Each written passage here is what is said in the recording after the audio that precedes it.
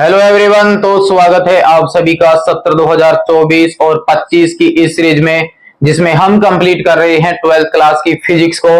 और 12th class की physics में भी प्रेजेंट में हम इसके न्यूमेरिकल कंप्लीट कर रहे हैं। और न्यूमेरिकल की इस सीरीज में भी चैप्टर नंबर फर्स्ट के कुछ न्यूमेरिकल कंप्लीट हो चुके हैं। प्लेलिस्ट बनी हुई है, वहां से कंप्लीट कीजिए और हल करने के बाद फिर बताइए कि न्यूमेरिकल का डर खत्म होता है अथवा नहीं।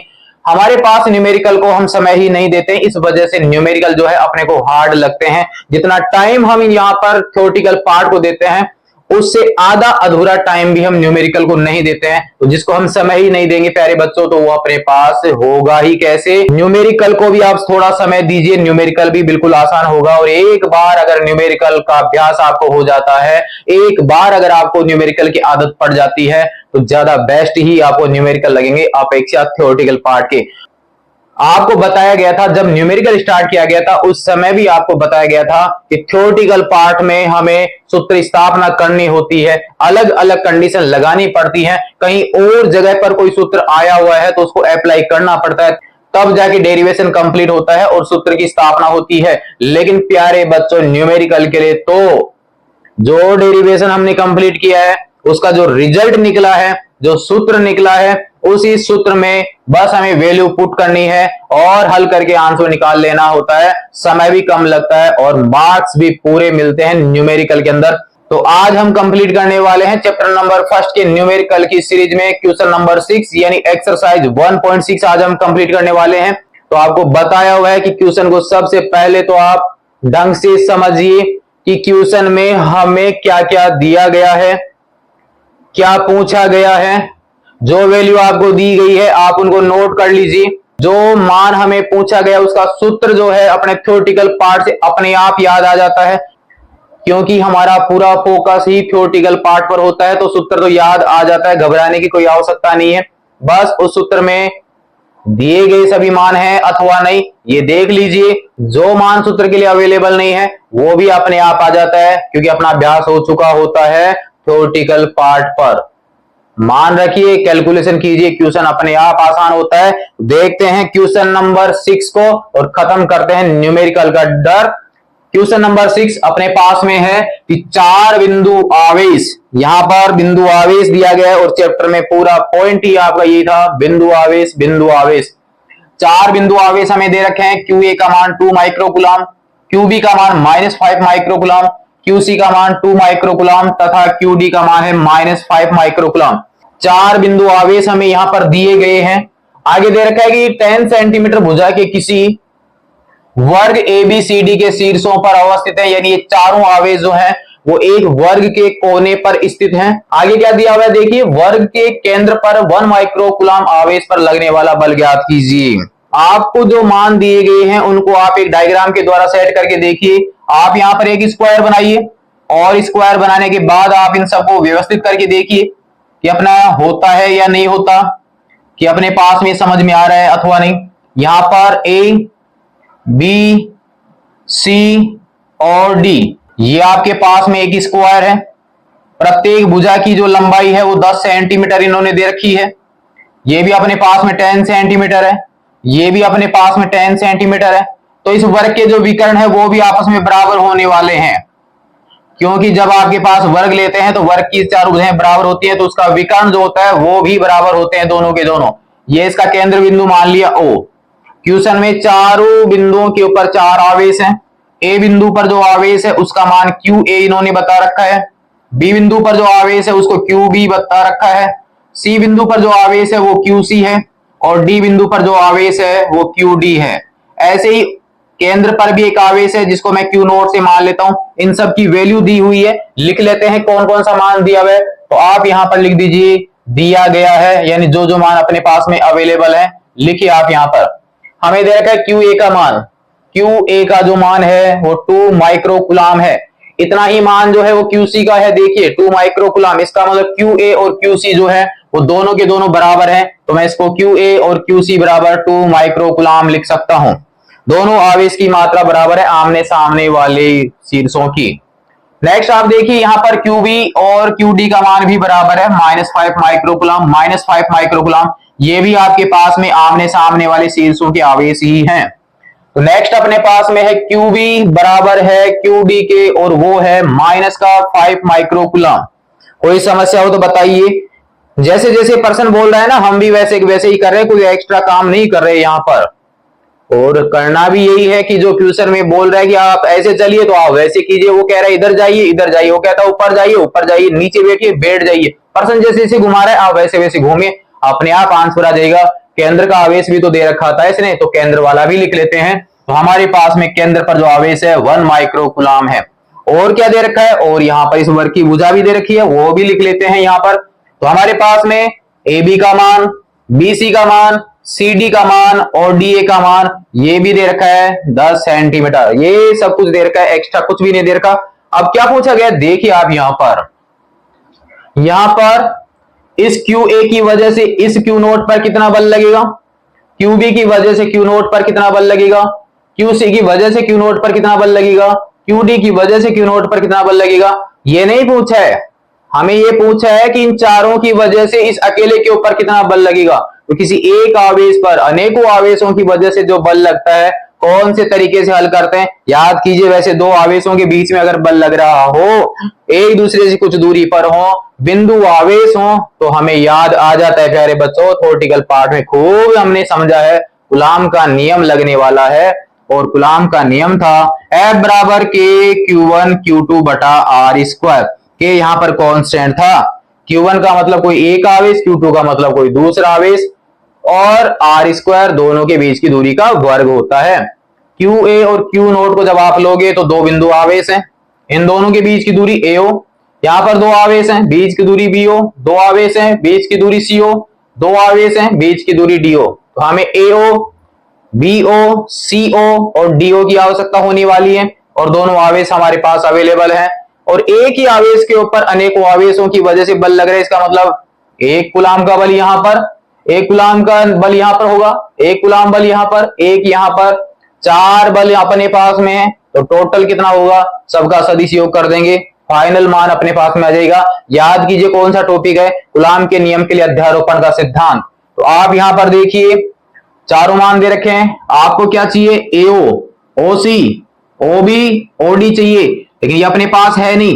तो देखिए आप ए बी सी, एक ट्रायंगल बन रहा है, ए बी सी एक समकोण त्रिभुज बन रहा है। तो अपने पास ए सी स्क्वायर बराबर A B square B C square, Pythagoras प्रमेय का आप यूज कीजिए, तो आपके पास में ए सी का मान मिल जाएगा। ए सी को आप दो भागों में डिवाइड कर लीजिए, तो ये एओ और ओसी मिल जाएगा। ऐसे ही देखिए डी ए बी, आपके बी का स्क्वायर ए डी का स्क्वायर डी बी स्क्वायर के बराबर हो जाएगा, यानी यहां पर भी पाइथागोरस प्रमेय लगेगी। जैसे डी बी मिलेगा, दो से डिवाइड कर लीजिए, दो भाग बन जाएंगे। हमें तो ये अंदर वाले चारों भाग की आवश्यकता है, तो आप यहां पर लगाइए त्रिभुज ए बी सी से। पाइथागोरस प्रमेय के हिसाब से हमारे पास में आ जाता है ए सी बराबर root A B square plus B C square, A B square plus B C square किसके बराबर, ए सी स्क्वायर के। ए सी ज्ञात करोगे, रूट ले लोगे, मान अपने पास में अवेलेबल है पहले से ही, 10 का स्क्वायर प्लस 10 का स्क्वायर बराबर हो गया 2 गुणा 10 का स्क्वायर, फाइनल अपने पास में आ जाता है 10 रूट 2 सेंटीमीटर, यानी ए सी का जो मान है वो 10 रूट 2 आ जाता है। इसी प्रकार प्यारे बच्चों हमारे पास में त्रिभुज ले लीजिए आप डी ए बी से, तो यहां से आपके पास में डीबी को जब आप हल करोगे तो उसका मान भी 10 रूट 2 सेंटीमीटर प्राप्त होगा, क्योंकि ये 10 का स्क्वायर ये 10 का स्क्वायर सेम इसी तरीके से हल होगा, इसका मान भी फिक्स हो चुका है। और वैसे भी जब हम वर्ग की बात करते हैं तो वर्ग की सभी भुजाएं बराबर लंबाई की होती हैं, तो उनके विकर्ण भी आपस में दोनों बराबर लंबाई के होते हैं। तो ए सी जितनी लंबाई का होगा डीबी भी उतनी ही लंबाई का होगा, लेकिन हमें विकर्ण नहीं चाहिए, हमें चाहिए केंद्र से शीर्ष के बीच की दूरी। तो हमारे पास आगे क्या लिख सकता हूं, इसलिए एओ जो है वो बीओ के बराबर, सीओ के बराबर, डीओ के बराबर, और ये सब जो मान है वो ए सी बटा 2 है, डीबी बटा 2 है, और बराबर 10 रूट 2 बटा 2 है, यानी 5 रूट 2 सेंटीमीटर। कहने का मतलब शीर्ष से लेके केंद्र के बीच की दूरी, शीर्ष से केंद्र के बीच की दूरी, शीर्ष से केंद्र के बीच की दूरी और शीर्ष से केंद्र के बीच की दूरी 5√2 सेंटीमीटर है। यानी ये सभी दूरियां आपस में बराबर हैं। अब तो क्या करना है, अब तो आप कूलाम का नियम लगाइए। Q1 Q2 आपके पास में है, R आपको मिल ही चुका है, सभी के बराबर हैं। तो आप यहां पर देखिए बल तो एक सदिश राशि है, तो बल भी देख लीजिए यहाँ पर बल किधर की ओर लगने वाला है, अन्यथा फिर अपने पास में बल की डायरेक्शन छूट जाएगी। प्यारे बच्चों, हमें पता है कि ये QA जो इसके ऊपर बल लगाएगा, QB इस पे बल लगाएगा, QC इस पे बल लगाएगा, QD इस पे बल लगाएगा, लेकिन किस दिशा में लगाएगा? समान प्रकृति के हैं तो वहां पर प्रतिकर्षण बल होगा, और अगर विपरीत प्रकृति के हैं तो आकर्षण बल लगेगा। हम यहाँ पर Q नोट को टारगेट कर रखे हैं, तो हमारे पास में Q नोट या तो आवेशों की ओर खिसकेगा या आवेश से दूर जाएगा। आप देख लीजिए यहाँ पर QA जो है वो पॉजिटिव है, QC जो है वो भी पॉजिटिव है, QB जो है वो नेगेटिव है, और QD जो है वो नेगेटिव है, और Q नोट जो है वो खुद पॉजिटिव है। जब आप QA की वजह से Q नोट पर फोर्स लगाओगे या बल लगेगा, तो जब QA की वजह से Q नोट पर बल लगेगा तो आकर्षण बल लगेगा या प्रतिकर्षण बल? अगर देख रहे हो तो आप कमेंट्स में जरूर से बताइए कौन सा बल लगेगा। प्रतिकर्षण बल लगेगा। तो Q नोट बताइए A की ओर आएगा या दूर जाएगा? प्रतिकर्षण बल लग रहा है, इसका मतलब ये Q नोट जो है ऊपर की ओर खिसकेगा, इसका मतलब इस साइड में जाएगा ये आवेश, और इस समय जो बल लगेगा वो नोट पे लगेगा A की वजह से। तो मैं दर्शा देता हूं FOA। ऐसे देखिए QC जो पॉजिटिव है ये इसके ऊपर बल लगाएगा, Q नोट को नीचे खिसकाएगा, तो इस पे बल लगेगा इधर की ओर, और बल को हम दर्शा देते हैं F नोट C से। कोई समस्या हो तो बता दीजिए आप, F नोट C से। B की बात कीजिए, B खुद नेगेटिव है, ये पॉजिटिव है, तो Q नोट को दूर भेजेगा या अपनी ओर खींचेगा? आकर्षण बल लगाएगा बच्चों, यहाँ पर ये Q नोट को खुद अपनी ओर खींचेगा। बल जो है उसको मैं दर्शा देता हूं F नोट B से। ऐसे ही D की बात कर लीजिए, D खुद नेगेटिव है, ये पॉजिटिव है, तो Q नोट को अपनी ओर खींचेगा, यानी बल लगेगा इधर की ओर F नोट D।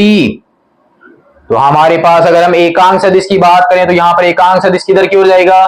AO की ओर, यहाँ पर CO की ओर, यहाँ पर OB की ओर, यहाँ पर OD की ओर। समझ में आ गई बात? चारों बलों को लिखिए, जोड़िए, आंसर कंप्लीट कीजिए। तो अब हमारे पास में आ जाता है यहाँ पर, मैं तिरछा यहाँ पर थोड़ा सा लिख देता हूं, केंद्र पर स्थित बिंदु आवेश Q नोट पर परिणामी बल अध्यारोपण के सिद्धांत से कोई समस्या हो कमेंट्स में बता दीजिए। माना कि यहां पर जो बल लग रहा है वो F नोट वेक्टर है, और हमारे पास में यहां पर हम लिख भी देते हैं कि F नोट हम ज्ञात करना चाहते हैं, तो F नोट वेक्टर बराबर क्या होगा? QA Q नोट, दूरी है AO स्क्वायर, और डायरेक्शन A से O की ओर। यहां पर लगा देता हूं मैं AO कैप, एकांक सदिश है बल की दिशा में। B की वजह से आ जाइए, यहां पर K QB Q नोट, दूरी है BO स्क्वायर, लेकिन डायरेक्शन है OB दिशा में, O से B की ओर। तीर लगा लिया हमने बल के पहले से ही। आप देखिए QC की वजह से प्लस में K QC Q नोट बटा CO स्क्वायर, दिशा आपके पास में देखो, इसकी वजह से जो तीर है ये वाला QC के कारण O की ओर, यानी CO कैप, प्लस में यहां पर आ जाएगा K QD Q नोट बटा DO स्क्वायर, और डायरेक्शन आप चित्र में देख लीजिए, तीर किधर लग रहा है? D से O की ओर या O से D की ओर? खुद से देख के बता दीजिए ना फटाफट क्या आने वाला है। O से D, OD कैप। कोई समस्या हो तो बता दीजिए आप यहां पर F नोट। अब आप थोड़ा सा ध्यान दीजिए, यहां पर ये छोटी छोटी चार लाइनें इसके अंदर बनी हुई है, ये सब की सब बराबर लंबाई की हैं। इस विकर्ण पर जो बल की दिशा है वो एक दूसरे के विपरीत है, मान दोनों के बराबर है, दिशा विपरीत है। इसका मतलब AO कैप और CO कैप मान बराबर है, दिशा एक दूसरे के विपरीत है। ऐसे ही देखिए OB का मान बराबर, OD का मान बराबर, लेकिन इसकी दिशा इस तरफ, लेकिन इसकी दिशा इस तरफ, यानी यहां पर दिशा विपरीत है। तो आप ये बताइए क्या मैं यहां पर QA की जगह QC भी लिख सकता हूं या नहीं? QB की जगह क्या मैं QD लिख सकता हूं या नहीं? QD की जगह QB लिख सकता हूं, QC की जगह QA लिख सकता हूं। समय जरूर न्यूमेरिकल में लग सकता है बच्चों, लेकिन कंप्लीट जरूर से होगा। फास्ट में आपको करना भी नहीं है, समझना है ढंग से, उसके बाद अभ्यास जब हो जाएगा आप स्पीड से कीजिए ना, देखने की जरूरत ही नहीं है। उसके बाद तो आप अपने आप उसको देखोगे और हल कर दोगे। तो यहां पर मैं डी और सी वाले पॉइंट को चेंज कर देता हूं, ए और बी को ऐसे कैसे रहने देता हूं। देखिए के क्यू ए क्यू नोट बटा ए ओ स्क्वायर और ए ओ कैप प्लस हमें के क्यू बी क्यू नोट बटा बी ओ स्क्वायर और दिशा है ओ बी कैप। नेक्स्ट आ जाइए आप यहां पर सी वाले पार्ट पे, लिखा हुआ है तो क्यू सी की जगह मैं क्यू ए लिख सकता हूं। तो हमारे पास में प्लस के क्यू सी की जगह क्यू ए, दोनों मान बराबर है इसलिए लिख दिया, जबरदस्ती कुछ भी नहीं किया यहां पर। और सी ओ देख लीजिए, सी ओ जो है किसके बराबर है, ए ओ के बराबर है। तो यहां पर सी ओ स्क्वायर की जगह मैं ए ओ स्क्वायर कर सकता हूं। तो यहां पर सी ओ कैप जो है, सी ओ कैप जो है वो ए ओ कैप बन जाएगा, लेकिन विपरीत दिशा में बनेगा, इसलिए चिन्ह लगा दूंगा माइनस का और दिशा हो गई ए ओ कैप, यानी सी ओ कैप जो है वो ए ओ कैप के विपरीत दिशा में है। बताइए कोई गड़बड़ आपको लग रही हो तो आप यहां पर प्लस में डी वाले का आ जाइए आप यहां से, के क्यू डी की जगह मैं क्यू बी लिख सकता हूं, जबरदस्ती नहीं, मान बराबर दे रखा है क्वेश्चन में इसलिए लिख रखा हूं, कोई जबरदस्ती नहीं है। आपके पास डीओ है, ये भी जबरदस्ती नहीं है, डीओ जो है किसके बराबर है, बीओ के बराबर, तो इसका स्क्वायर कर दीजिए।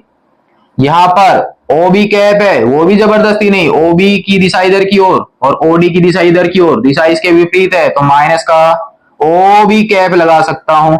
अब आप देख लीजिए क्या कुछ चेंज हो रहा है, ये माइनस का साइन यहां पर आ जाएगा, ये माइनस का साइन यहां पर आ जाएगा, तो ये वाला मान इस वाले मान के बराबर है, ये वाला मान इस वाले मान के बराबर है, सब के सब कट जाएंगे प्यारे बच्चों, कुछ भी नहीं बचेगा आपके पास में। देखिए एफ नोट वेक्टर जो है वो शून्य बचता है, लेकिन ये तो सदिश में है, तो आप यहाँ पर शून्य सदिश का इस्तेमाल करोगे। और अगर आप परिमाण की बात करते हो कि कितना बल लगेगा नेट, तो परिमाण अपने पास में आ जाता है 0 न्यूटन। आंसर 0 न्यूटन इसका हमें मिल चुका है, ये ओम नहीं है, ये इसका मात्रक है न्यूटन, क्योंकि हमारे पास ये सभी वेक्टर में थे इसलिए हमारे पास शून्य वेक्टर आएगा। मान की बात करेंगे तो 0 न्यूटन मिलेगा अपने को। क्वेश्चन नंबर 6 जो है वो अपना कंप्लीट हो चुका है। यहां पर आप नोट कर लीजिए क्वेश्चन नंबर 1.6 को, फिर भी कोई समस्या है तो आप बता दीजिए कहां पर आपको हार्ड लगा, कहां पर नहीं लगा। मेरे हिसाब से कहीं से कोई प्रॉब्लम नहीं थी, आपको अगर प्रॉब्लम लग रही है तो आप कमेंट्स में जरूर से बताइए। नोट कीजिए क्वेश्चन नंबर 1.6। नेक्स्ट में देखते हैं इसका क्वेश्चन नंबर 7। तब तक के लिए धन्यवाद।